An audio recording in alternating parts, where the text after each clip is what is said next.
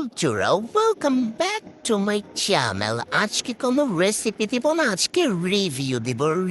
তো দিব হচ্ছে গিয়ে ডিসকনের নতুন চকো ব্রাউনি ফ্লেভারের রিভিউ।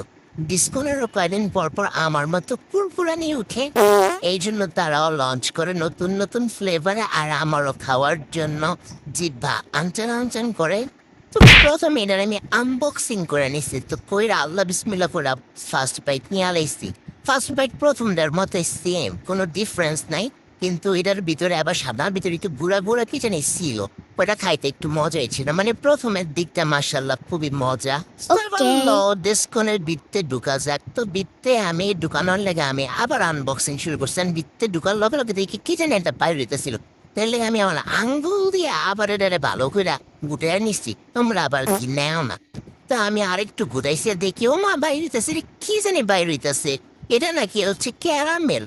আমার কাছে তো লাগতেছে পুরা হিঙ্গুলের মতো, মানে নাকের ঘি আর ওই যে নাকের সর্দির মতো লাগতেছিল। আর এটা খাইতে এত বিশ্রী হয়েও না, এটা জীবনেও কেউ ট্রাই করে না। 100 টাকা